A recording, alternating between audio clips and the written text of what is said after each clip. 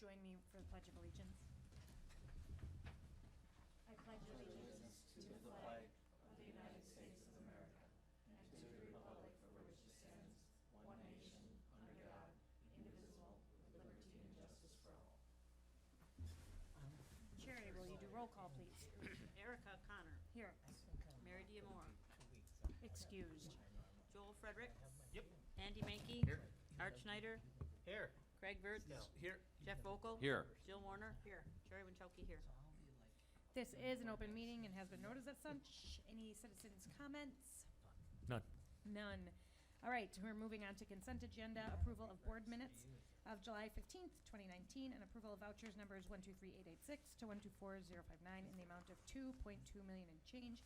Any questions or concerns? Hearing none, they are approved by consent, and we'll move right into action items. Advanced Placement U.S. Government Course Update approval. Good evening. Okay, so I'm back tonight to look for an action item regarding the AP Government course. Just a reminder that Mr. Bice is looking to combine what has been AP Government with AP Comparative Government. Students at the end would be able to take 2 AP tests and possibly pass them successfully. Last time you had asked about cost of textbooks, and I included that in there. The total cost for this year to add that revision to the course is $2,242. I would make a motion to approve. Second. I have a motion and a second. Any other discussion? No. All those in favor say aye. Aye. All those opposed? Okay, motion carries. Thank you. Town of McGuanago election site at Rolling Hills. Okay, so if you take a look at pages 6 and 7, we're looking for some advice from you tonight on how to proceed. So if you recall, about a year and a half ago, we had been approached by the Village of McGuanago and their clerk and whether or not we could use the high school as an election site. But then Steve left to take a job in West Allis, and so that sort of went by the wayside, was not pursued. Now Kathy from the town of McGuanago has asked if we could use Rolling Hills as an election site. Currently they have 2 different polling places, Hillside Church and Town Hall. Neither are big enough for the purposes on large turnout elections. And I know some of you are town of McGuanago. I see that. Nope, now I'm back. So you can probably share that for large turnout elections, especially if you go at times when there are a lot of people, it's simply not enough space. So she's looking for a place that can serve their needs. So the first step is, are you okay with our schools serving as election sites? Cherry? Go ahead. Have you done any research as to other areas that might do this? Waukesha has used the schools. I asked when this came up the last time, and Right. they're at the days that there's elections, the kids aren't at the school, and then I don't know about you guys, but when we go to vote either at the town hall or the other, I don't know that Rolling Hills has any more parking than those places have that would solve their problem. I'm not saying it's not a good idea. I'm just saying, has anybody done any legwork as to if this has worked someplace else? Because certainly what it is now isn't good, but I don't know that Rolling Hills is going to fix it. Jeff? No, I was just going to say that, and I had not really, wasn't thinking in terms of the parking, which is a good point. I just know when I was a kid growing up that I lived in Milwaukee, and the school was always the polling place back when I was a kid. So I don't see that as an issue that way. Although what your point is, if you got if it's a school day and there's parking already being used by people at school, how will that accommodate voters? That would be the one thing. Jill? I would just want to know what assurances we have that the school day would not be disrupted. Okay. And it's not so much maybe for like the spring elections, but I think the presidential election is a bigger deal. We know the turnouts are larger, and the parking is a parallel discussion that's already been brought up. But I just think it's important that we make sure that it's not a disruption. It's somewhat of an educational, thing for the kids as well, but we don't want this school to be disrupted. I realize it's only one day, but every day is precious. Andy? I have a concern with the security aspect because we do everything we can to keep our schools secure and locked down, and to have hundreds or more people coming in and out of that school every day, I would not be in favor of it. Didn't they say something about they would be providing the security and? Yes, the town of things of Mugwanago that. Police would be there. Okay. I mean, I think it's a good idea. I'm on the side that I'm always looking for a way to get other citizens into our schools, because that way they buy into everything that we're doing, they're more aware. I mean, we still have not really pursued that to where I'd like to see with the high school, adult classes, and things like that. Because, our future is always depending on the voters. And Mhm. so it's just an opportunity for me. I do believe everything would be secure. We can alter calendars too. We know when these dates are.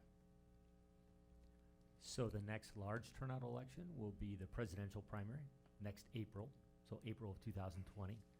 And then the presidential election is 14 months away in November of 2020. We know we're going to have school in April, April of 2020. We could create our calendar for 2021 so we don't have school on the presidential election date. Now, I don't know if you would be interested, and I don't need an answer right now, but I'm just pointing that out. If we do want to use our schools, back to your question, Sherry, I don't have data in front of me, but I do know that some schools have accommodated their municipalities, and they use, the municipalities use the schools as election sites, but they don't have school on those days, like you mentioned. So again, I need some direction from you if you want us to continue to explore this. And Kathy is willing to come on the 19th to answer questions that you might have about parking or security. So, Jeff, did you say? No, I was just thinking, after the comment about a lot of people there during the day. I mean, there are occasions in a school year where you have, the school has Grandparents. performances Mhm. and different things where there are a lot of people Right. coming in that aren't, from all over the place that will be there. And so it's not unusual that has. So I'm assuming happened. for the April election, next April, what would happen is that the staff would park on the playground behind the school, and that would leave the front of the building for, and that would be the west side, and then also the south side, that would be for voters. That means that the kids would have maybe half of the blacktop playground to play on and the grass portion, and then the voters would be parking in the rest. But we haven't gotten that far. First, I wanted to see if you were willing for. I'd be willing to explore it. Cherry? And I just want, I'm willing to, it was just some of those concerns, but the other question is, can they use the high school where there's more area, or does it have to be in the The town? town of Mugwanago has to use a town of Mugwanago site. And the line is EE there? Because they used Hillside, which is right, That is right on the town-village border. Yep. And they're asking to replace both of these locations with our school? They want to go to one site. One site. Yep. I, in general, am not a fan, just because I did have kids in MPS, and it was chaos with having people in and out, because they're going past classrooms to get to the gym, and in Rolling Hills, where it would be set up in the library, so they'd be going in and down a hall to get a little bit, right, to get to the library. So they do have access at that point to the whole building. I appreciate that they did write out saying that they would have security. That, I think, is mandatory. But then, so now we have one school that might be in the future possibly a polling place, and then maybe because of that one school, we'll make that a day off in the future. I don't know, it seems like a I lot think of MPS now accommodations. does not have school, if I remember correctly. Probably, I think because they've it became changed an it. issue. It was 'cause It's a- too much chaos. But again, different Yeah. community. different problems, different amounts of people. That was Yep. a lot of people. But if we're talking now, this is the only polling place. I don't know. So I think we Eric, need a consensus here I because think I'm I split. think the educational part for the kids is awesome. How important this is for the kids to, I'm sure the teachers would incorporate this into if they had to have school into this, and I think the public in our schools is a big deal. We And should it is welcome a the public to our building. schools. And it is a public building. I mean, schools are public buildings. Absolutely. But we do have safety concerns. So I can really go either way. So I don't know, but it sounds like we are a little split or no. I mean, Rolling Hills has that one door on the back Mhm. towards the gym, and an officer could be standing right in the hallway, and they're directed right to the gym. I mean, it's right there. I don't know. I So- think Well, at they least provide their own employees usually for polling too, to direct you. And they so, have that yeah, right. Yeah, have that. Which ward I think and the bigger everything. concern is, I mean, you get 5,000 people showing up, which is the potential, wouldn't you say? Yes, it is. I mean, I think the bigger issue is how do you manage parking, and I think has to be explored. Yeah, but you also have 5,000 people coming during the school day, so we want our teachers and our students and our staff to be able to move freely as they do normally and not have that many people interrupting the school day. And as much as sounds like some counterparts think it would be, you know, an educational positive, which it may, I still think it's a security concern because none of these people are screened or, you know, so we're just letting a bunch of residents into our facilities. And I think security would be a concern, I think traffic would be a concern, I think the disruption to the school day would be. Did they say where they want this? Do we know where it would be? We don't. Do we know what? Where the Where in the polling place would building. be? Like, is it something that can be contained where you come into the gym and you leave from the gym? So when we toured Rolling Hills, we looked at the gym and we looked at the library. So the nice, I know, I can bring a map of Rolling Hills next time and you can see the, so when you go in the main entrance of Rolling Hills, you walk through the first set of doors, then you go into the lobby, you walk through the next set of doors, and you go right into the library. And they could easily contain right there. So when we also, like Art said, looked at the gym, so if you go in the, on the, that would be the northwest entrance, you go in, you take a left down a hallway, and you go into, the gym would be divided, and they would use the, help me out with the directions here, the north half of the gym. What did Ron Schlicht have to say? Sean? He was fine with it. He was on the tour, and Yeah. he was very accommodating. PTAs can have killer bake sales on election days. Right. Just saying. That does happen. Just want to make sure we're not violating any election laws there, but, yeah, I guess that would be okay. No, we Actu- always did it in Oh, our did we? elementary Okay. schools. Yes, absolutely. All right. Why not, just standing there waiting? Okay, so do we kind of have a consensus that we can look into this? Yeah, I Okay, don't we see can any do reason it. not to. It just doesn't mean we're automatically approving it. We're just And we have some Yeah. time, finding out but more information. if Kathy is willing, and I know she is, I'll bring her back on the 19th. Well, and also just to be able to say if it's a total disaster, like, we're not doing it again, kind of a thing. Understood. I would assume that would be fair. Anything else? I have nothing else on that. All right. 2018-19 Seclusion Restraint Report. So Tim's here. Shortly, Um, for a while. for 20 more minutes. So Annually, we have to, according to Wisconsin Act 125, report on the use of seclusion and physical restraints in our schools. So we're reporting on the number of restraints utilized during the 2018-19 school year. And as I historically have reported to you guys, I've done it district-wide because some of our buildings that had incidents of seclusion or restraint, the number is very small of the number of students involved in those incidents. So I reported it out to you guys as a full district. So in 2018-19, we had 47 incidents of seclusion and/or restraint involving a total number of students of 15, and 11 of those were students with disabilities. I have a question. Yes. Why is the number going up? So I think there's a few factors involved in that. I think part of it is the work that we've done to have, to ensure that all of our Mukwonago students are educated in Mukwonago. With that being said, students that historically had been placed out of district for significant behaviors or mental health needs, we are now continuing to provide services to them in our buildings, which has an impact. Additionally, I think just the mental health needs that we're starting to see in our students at younger ages. We're beginning to see more and more students that require that physical restraint to ensure the safety for themselves and others. So if that's the case, is we're including, which is good, but is it disrupting other students as these numbers go up? I think based upon having a total number of 47, based on the number of students that we have, and looking at the total number of students involved in those incidents of being only 15 in comparison to the total population of our district, I'd say that we're still in a pretty low percentage of students being involved in those incidents.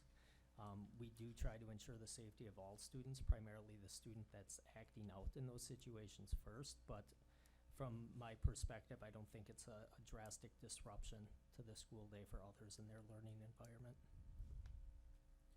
Do you know if all the people that were doing the restraining were properly trained? Yes, yeah. So we typically identify staff that's going to have the highest probability of working with students that have physical aggression or would need to be physically restrained. We offer trainings multiple times per year to ensure that they're certified to do those restraints. Great. Yep. Anybody else? No. We will miss you. Thank you for all the work that you've done. Congratulations. Thank you very much. Isn't Yeah, that thank you. leaving? Hold it. So, we didn't quite get to Tim's No. farewell yet. We do need to get the That's next. the report approved, though.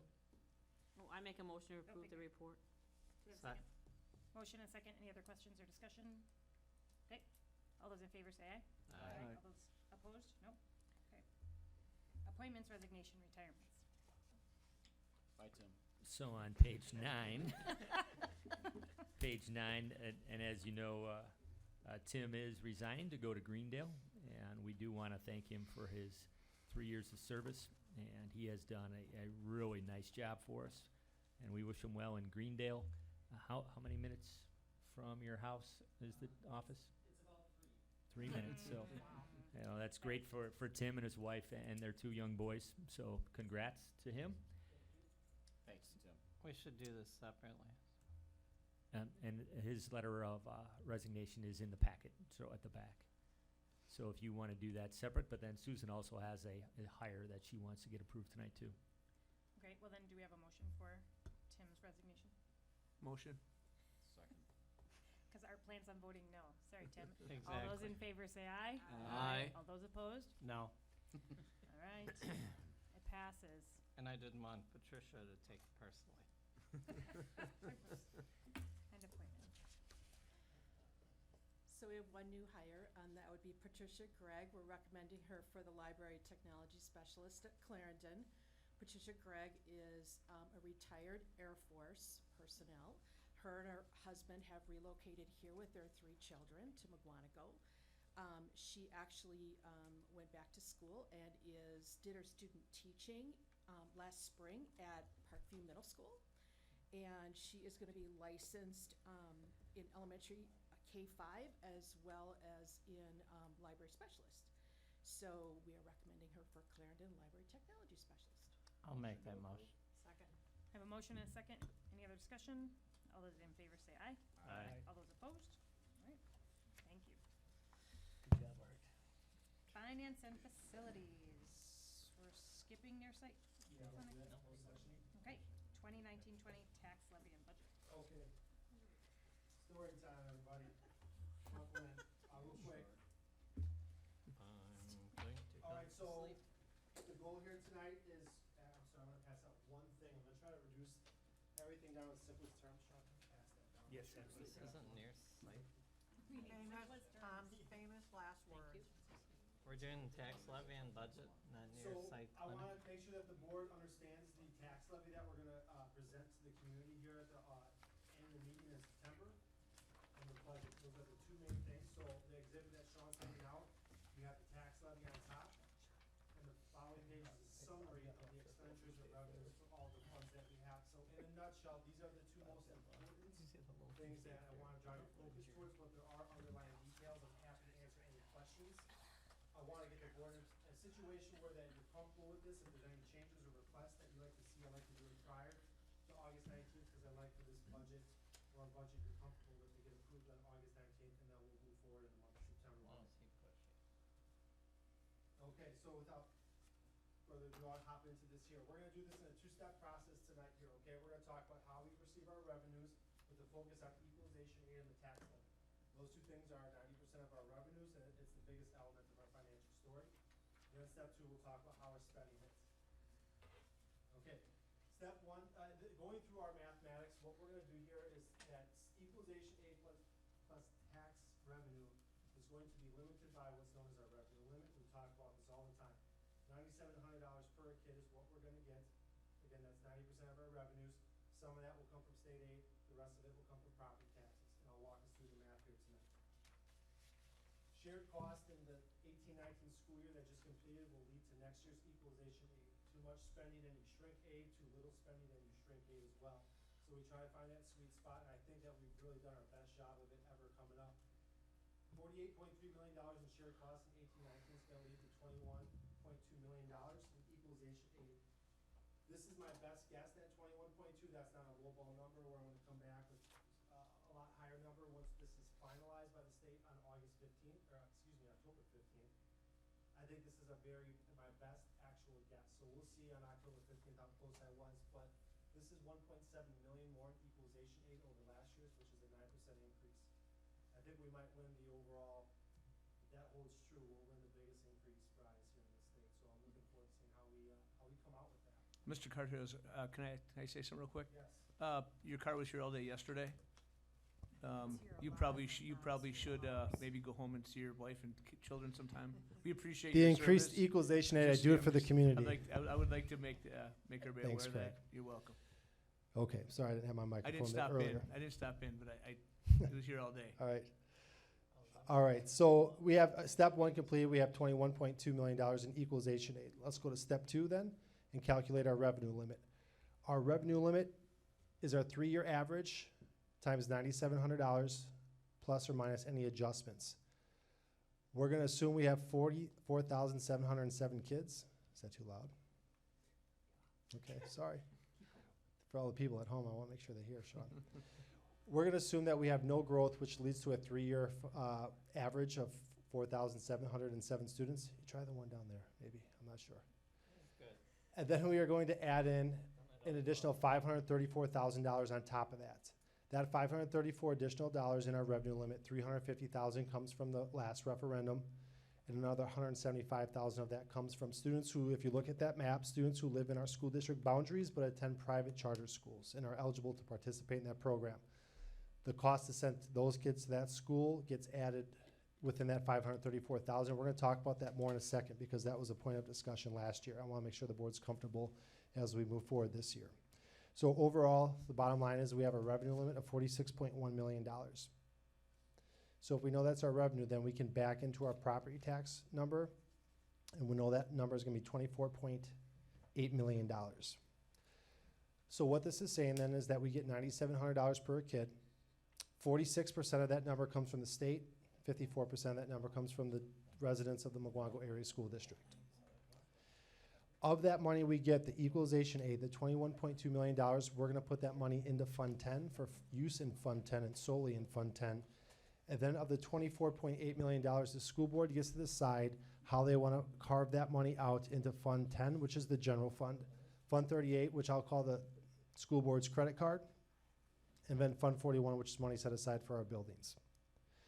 What this budget is proposing to do is that, I know I'm going to reiterate things we've talked about, but to try to keep everybody on the same page, historically this board has levied $950,000 into Fund 41. That's to set money aside for current building projects and to sock away a little extra too. Once we received the $350,000 in our referendum, we took some of that and put that on top of this Fund 41 levy. So we're honoring the intent of those dollars. So we're going to put, in other words, $1,069,000 into Fund 41, and the remainder goes to Fund 10. I just want to make this point, and this discussion can take place at any point in time, but if the board ever needed more money for classrooms, this is one area you could do that. Because every dollar you put into Fund 41, you're taking it out of Fund 10, which is classroom money. So if there was ever a need, this is one way to do that. So I just want to make that comment there.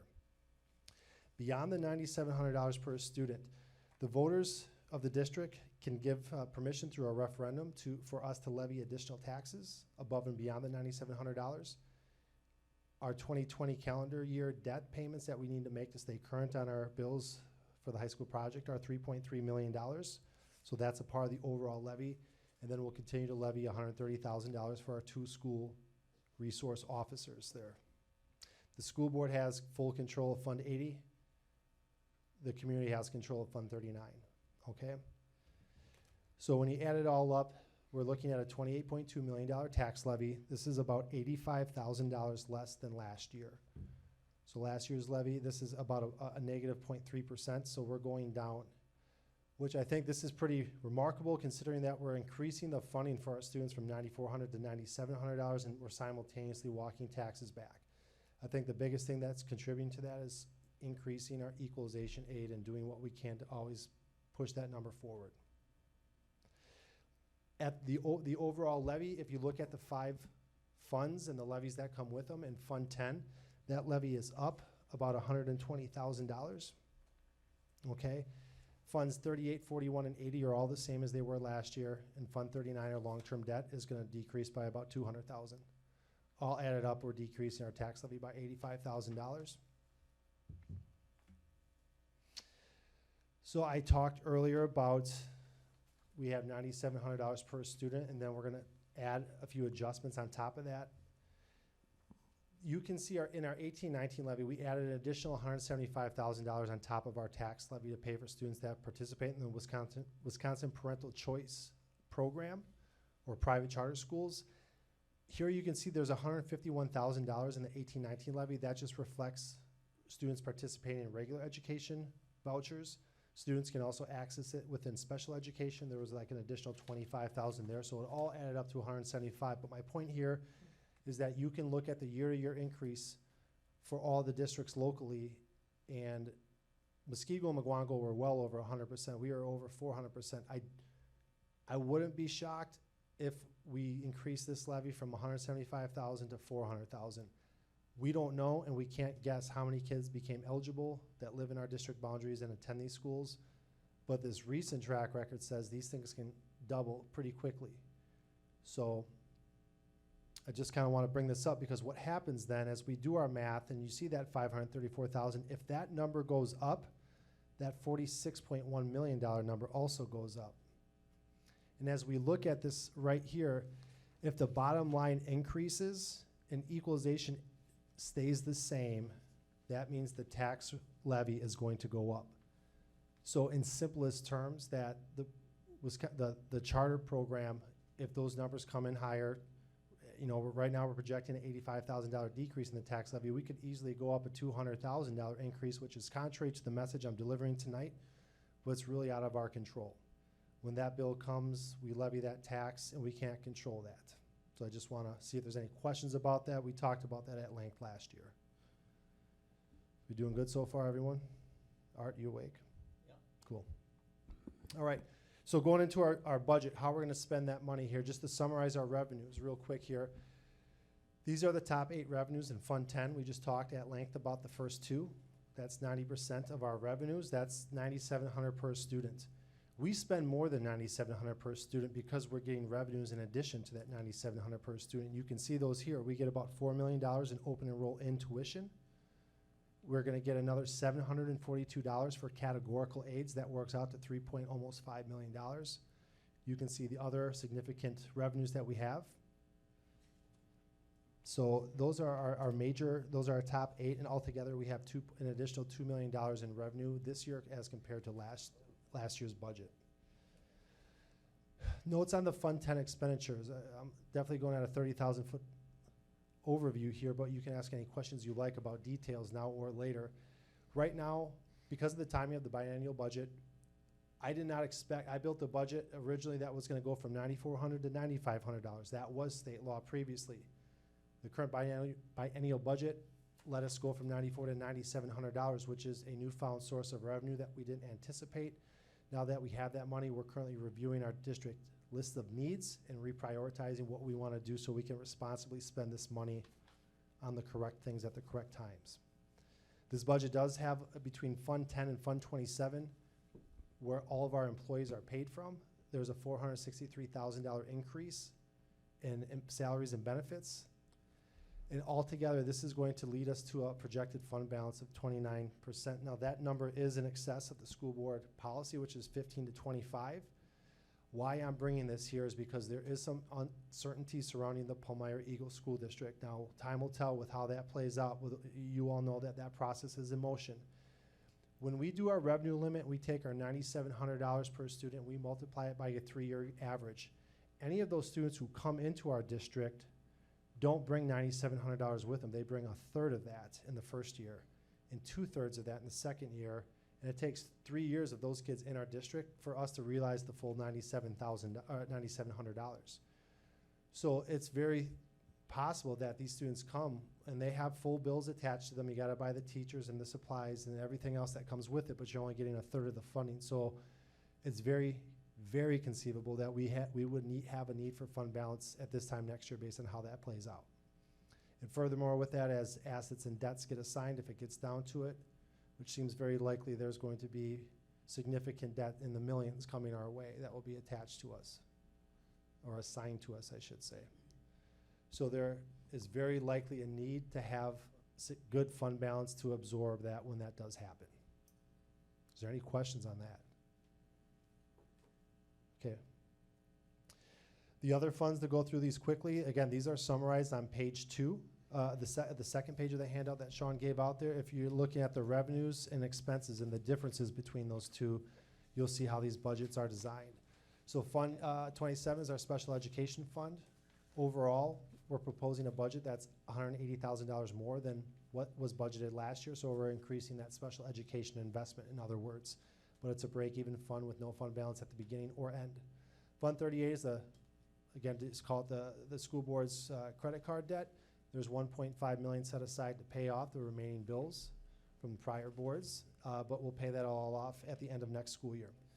Fund 39, we talked about our long-term referendum debt. We're, I think, entering year 4 of our 20-year repayments for McGuanago High School, and that levy is dropping by $200,000 to $3.3 million, and we'll be levying $3.3 million almost indefinitely throughout the remainder of the life of that debt. Fund 41, we talked about the allocation of $1,069,000. We have more money coming out of Fund 41 than it's going in, and in certain years that will happen. We have over $2 million in capital projects lined up during the 1920 school year. We have the Prairie View front entryway, the section front entryway, a number of projects going on in the interior of Eagleville, Clarendon, and Prairie View. So this is a year where we have a lot of projects that are coming off the 10-year capital improvement plan, and we're attacking those projects there with money that was set aside in Fund 41. Fund 50 is our food service fund. That's money that's outside the tax levy. That's money that is paid for with student fees collected from lunch. We've had break-even budgets there. Other years we've actually added fund balance there, but we have a budgeted to break even here this coming school year. Fund 73 is our OPEB trust fund. We are 100% funded. The costs coming out of that plan are more than the money that's going in. That's because as we have more retirees coming onto the plan or coming off the plan, here will dictate how much money is coming in or out. We have 35 retirees coming off the plan at the end of this month here. But in theory, if we froze that plan today and put no money in, just money would come out as those retirees who have earned that benefit collect that benefit. But we have enough money set aside to pay those bills when retirees show up.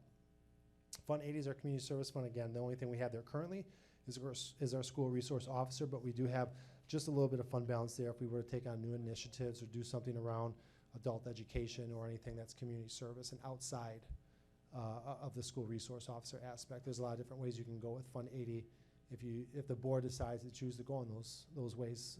Community recreation departments, adult education, I said, are probably the 2 biggest ones. So our equalization aid, as we look at this historically going back to 04-05, you can see that we're expecting a $1.7 million jump, which is a significant jump, and I think we've done a pretty good job of that. The next thing on the board packet tonight is to discuss the Fund 46 transfer, which I did make. We moved money at the end of 18-19, totaling $1.75 million into Fund 46. That increased our shared cost and ultimately increased our equalization aid by $200,000. So we are taking the proper steps and pushing this number up as high as we can which then pushes this number down, the tax levy. So you can see we're budgeting something that's less than last year, 85,000 less. I should say this. Right now we are budgeting based on zero growth in terms of students. Art knows, and a lot of us are seeing it now, that we do have more kids showing up. In efforts to not overstate our revenues or count on revenues with kids we don't know if we have for sure yet, we just conservatively say let's assume zero growth and build our budget that way. And if those students do show up, then we'll have extra revenues.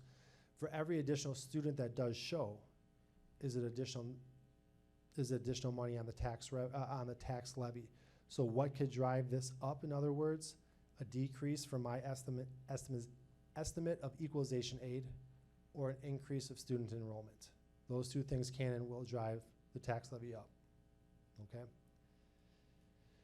In terms of the mill rate, this budget is a $7.63 mill rate. Taking a look back to last year's, that would put us underneath everyone. We're second to last in the county. So we have a very responsible and I think responsible mill rate there. So the timeline for the budget is to take any questions you have right now, make adjustments if you'd like to see something different, and bring that back on August 19th for your approval. And then we roll forward and introduce this budget in September to the community. We will do the actual final budget in October once we know our third Friday in September counts, once we know our equalization aid officially from state governments. And then at the last meeting in October, this is when we'll do that. Is there any questions I can answer?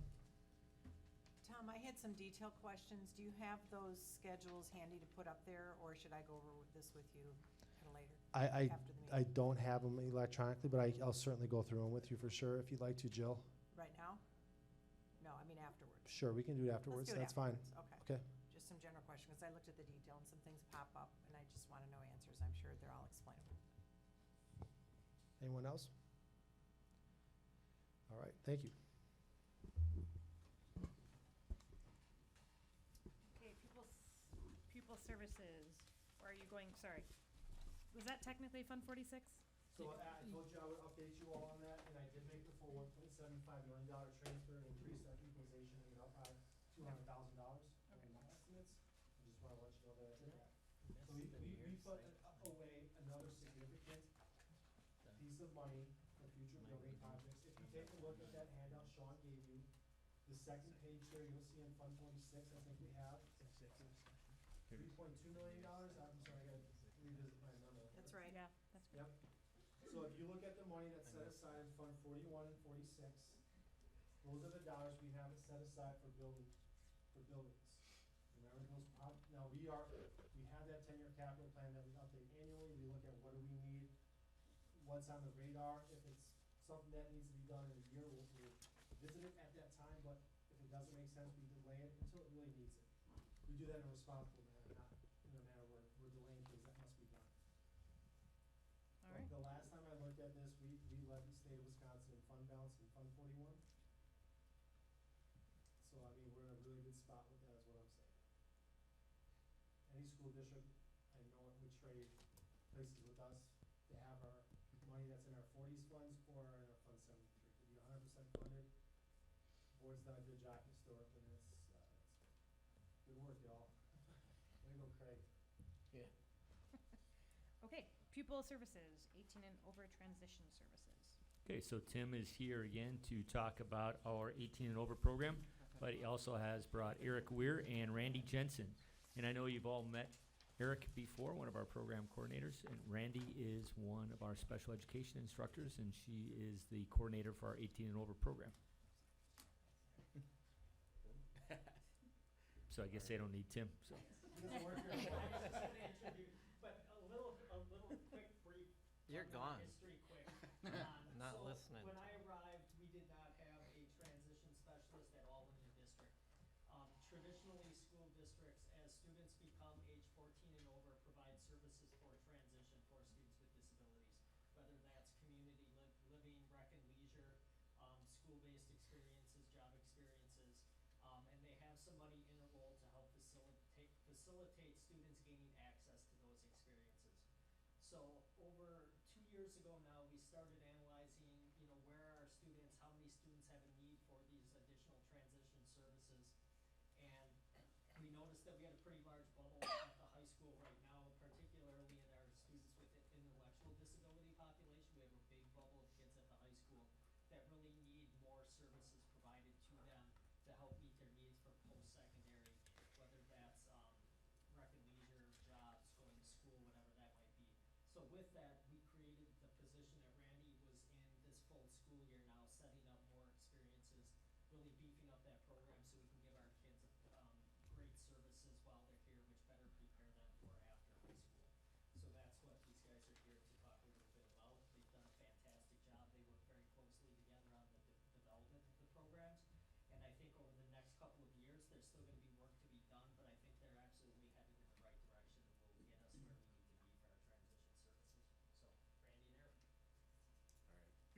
So in the packet that you have, Tim threw together some information on some of the programs and things that we've done.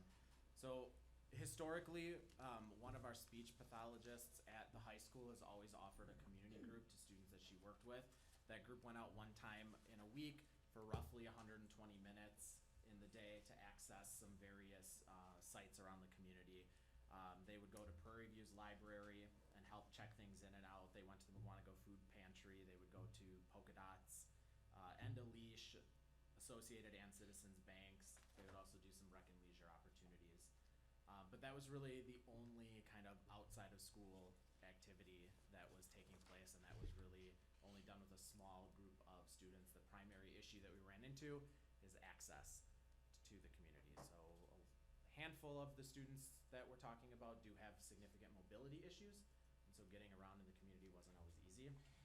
Luckily, some staff at the high school started Joe to Go 10 years ago. So this past December, they celebrated their 10th birthday. And with their hard work over time, they were able to raise enough funds that we did at the beginning of this school year purchase an accessible vehicle.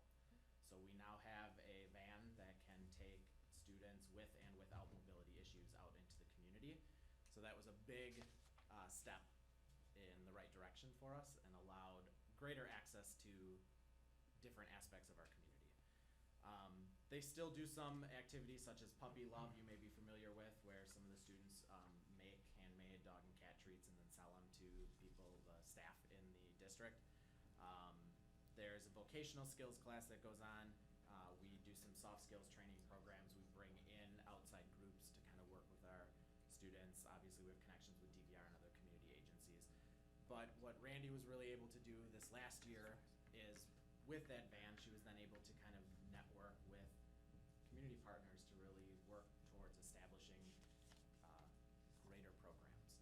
We know, especially for our students that are that age 18 to 21, while their peers may be going on to the world of work or they may be going on to post-secondary education, a lot of these students are only going to be accessing things in the community, and so it's really our obligation to help make sure that we're giving them those opportunities, just like we help any other student get into a college or help find work.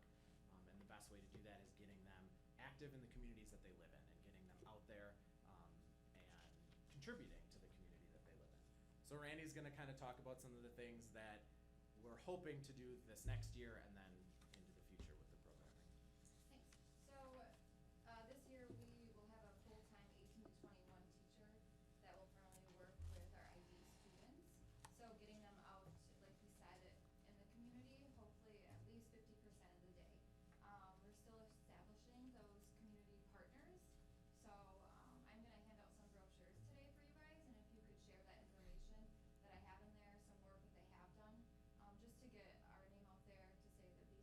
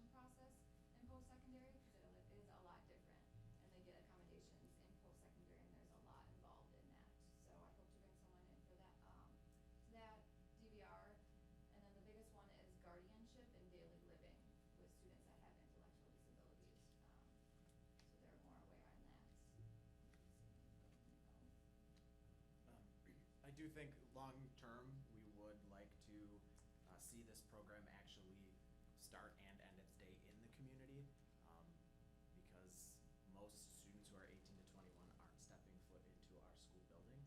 And so even though we have students who may have some intellectual disabilities, the most appropriate place for them to learn these skills is that community.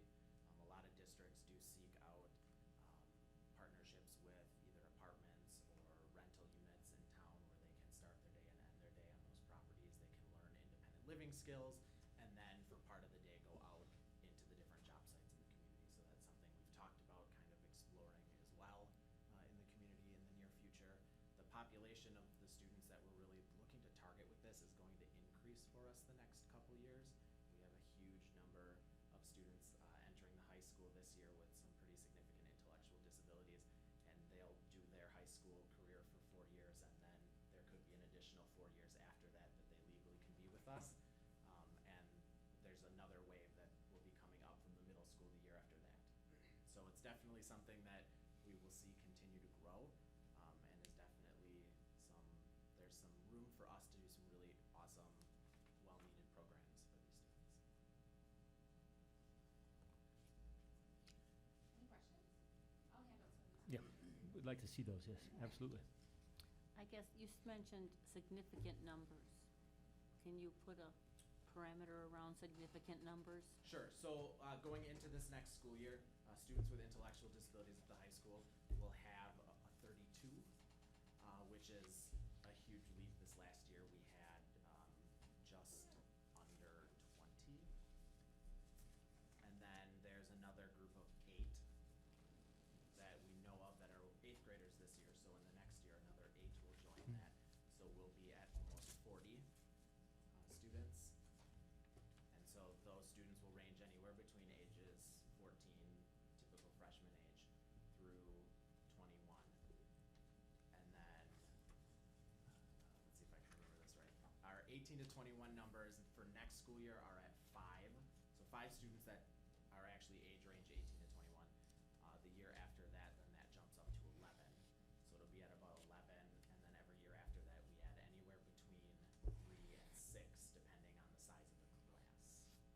Obviously, families can opt to not have their students. We did have one that graduated this year. She actually got accepted to Shepherd's College, and so she is going on. That is a college, if you're not familiar with it, that is for students with intellectual disabilities. So she's not staying with us. She's moving on to that program. So sometimes they have other opportunities. Sometimes families just choose to graduate their child and not receive additional services. So it's hard to always know exactly how many until we're right at the year, but it's always an option. So we're definitely planning for the number of students that we have. We're planning that they all will be a part of that program for all, or at least a portion of those additional years.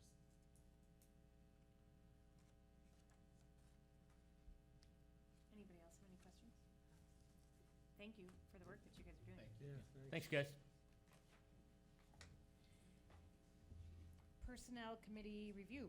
Andy, if you wanna? Yep. So in the Personnel Committee, we addressed a few things. First off was some of the Neola policy updates, and the Personnel Committee agreed and voted to advance all of them with the exception of creating a policy for the school resource officer. So that was all approved by the Personnel Committee. And we also agreed as a program and unanimously recommended to approve and move to the full board the recommendation for the teacher salary program for this year.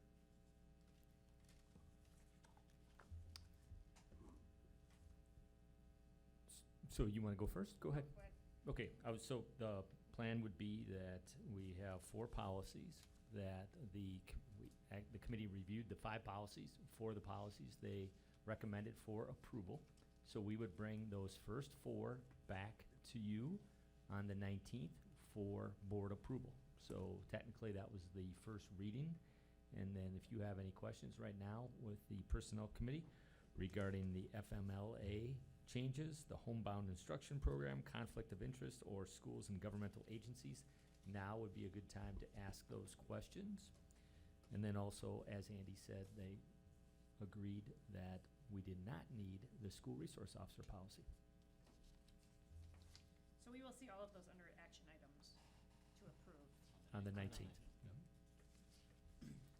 And then the recommendation for the teacher salaries is an action item for tonight, correct? Yeah, that is an action item if you look down at letter K. So we can go into executive session and discuss that, but the Personnel Committee felt that it was fine to discuss it in open session. So the recommendation is, if you recall last meeting, we discussed to make sure that all of our teachers would have at least a cost of living increase, which this year is 2.44%. And then we would also make sure that staff members who earn the 5-year recognition, $750 increase, they would get that. The increase in salary for the $4,000 increase in salary for the master's program, and then also a $500 increase for those teachers that scored an 8 or a 9 on the rubric to recognize those high-performing staff members. Erica, if it's all right to jump to that, I'll make a motion if we approve it. Go ahead, I have a motion, do I have a second? Second. I have a motion and a second, any other questions or discussion? Okay, all those in favor say aye. Aye. All those opposed? All right, motion carries. Unfinished business, because we will still have to go into executive session for the near site clinic. Right, for the near site clinic, Tom and Susan wanted to discuss that in executive session. And as far as unfinished business for the superintendent's report, I have 2 things. One is a capacity report, and Kurt and Andy Wegner, who did a lot of work on that, are not here tonight. They are both on vacation. They will be here on the 19th, but I wanted to give this to you, and so you can start to take a look at it over the next couple of weeks. And so we may need to discuss capacity depending upon the Palmyra Eagle School District dissolution. So we don't know how many potential students, if any, that would be assigned to the Mugwanago Area School District, but I think it's certainly a legitimate question that our residents and staff are going to want to know how many students, and if we do get some students, do they fit in our schools? And maybe there won't be a need for it, because if it's the village and the town of Eagle, they have an elementary school in Eagle. So lots of different factors out there, but we felt that it was wise to have a capacity report and have some discussion at the board level about that report. This is a draft, and so we are reviewing it with our principals right now over the next few weeks. But you may have some questions for Kurt on how he compiled this data, and he'll be prepared to answer that on the 19th. But I wanted to get it in your hands. Does anyone have a question right now on that report? It's a lot of numbers. How to read it. There are, well, okay, I can. It's a very impressive report. It is, well, so Kurt Wiebelhaus put it together, so that shouldn't be a surprise that it is well done. But if you take a look, let's see, I want to make sure I'm on the right pages here. So on page 39, starting on page 39, gives the background on how the data, on how he compiled the data. So that doesn't give you the capacity yet, but he explains how he gets to the capacity. Square footage, how many kids in each classroom at the elementary, middle, and high school level. And so then on page 42, you can start to see the work that we put together with some actual, with the current enrollment, with the target capacity, et cetera. And then that goes on to page 43. We have some target capacities, maximum capacities, and then it gets into the individual schools. So if you take a look at page 44, and now I remember we do have a map of Rolling Hills in the packet tonight, so if we want to look at that regarding the election process, we could.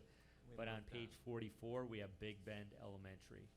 And when you take a look at elementary class size, really what you're talking about, when you take a look at elementary capacity, you're taking a look at grade level classrooms.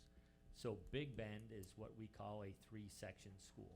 So kindergarten, first grade, second grade, all the way through 6th grade, essentially we have 3 classrooms for each grade level. And then per board policy, we have a maximum number of students at each grade level. So for kindergarten, it's 25.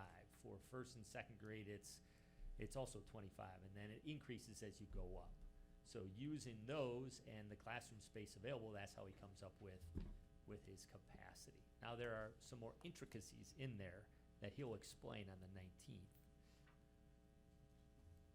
Clarendon Elementary is what we call a 4-section elementary school. So at each grade level, we have 4 classrooms at Clarendon. And so that's why you'll see a higher capacity at Clarendon than our other elementary schools. Obviously, Eagleville has the lowest capacity. So Jeff, I think you wanted to ask a I question. guess with the maximum class capacity, that's just talking about students. That doesn't include, now that we have a lot of students mainstreamed into the classroom where there's aides, and you may end up with the actual population within the classroom being higher than That's what true. the actual student count would be. To answer your question, yes, it just includes students. Okay, because then that can. That could have an it impact. Could have an impact on the actual, how much the classroom can actually comfortably house. So there's a difference between comfortably housing and a maximum capacity. I So, get it.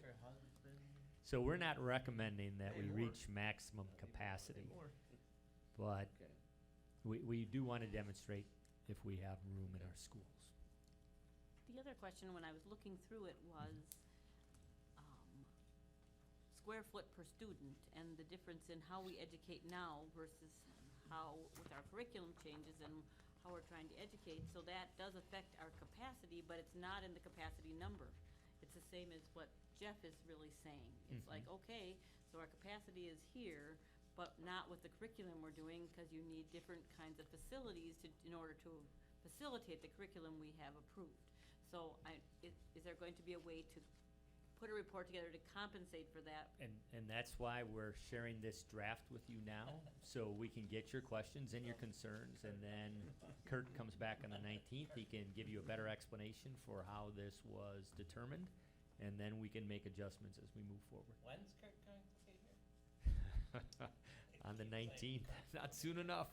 Quit asking me questions. No, I do want to know your questions, so I can go back and tell Kurt. Yeah, absolutely. Absolutely. And honestly, you know Kurt, he's thorough, he's professional, and he wants to know what your concerns are. So we will share those with him. He may be watching us right now. Oh, yeah. Oh, I bet. In the standing room only section. Okay. I do not have a board president report. How about Oh, legislation, great. correspondence, or board member? And just, I had one other Go for it. exhibit in the packet, and that was a tentative board schedule with the committee meetings, and I know there have been some changes already, but at least this was a snapshot of where we were a week ago. And so, starting in September, we have our committee schedule. Now, I know the learning committee has made some adjustments already, and so you're actually gonna meet before August 19th, correct? Because of the curriculum that's going to be Right. And I know starting. Stephanie sent me an email with the date, but So that it's the 19th The before the 19th at committee 6 meeting, o'clock? right? And then September 30th will be because the other one is Labor Day Okay. and the first day of school. Right, So- yeah, So so- those are our two. any other questions on the board meeting, committee meeting schedule? Great. I have one that we're gonna discuss later, but if we need additional ones, then you just plug them in? Is that how it's gonna Yep, work? absolutely. Needed to start somewhere, so. So we'll get that information to you about the learning committee meeting on the 19th at 6. No legislation correspondence. Do we want any board member questions before we head into executive session? No? Then we need a motion to go into executive session. Have a motion. Second. Cherry, can you roll call us out? Erica Connor? Yes. Joel Fredericks? Yep. Andy Menke? Yep. Art Schneider? Yes. Craig Burke? Yes. Jeff Vogel? Yes. Jill Warner? Yes. Byron Chokey, yes. And we're Mary Demore? Pretty exciting first meeting,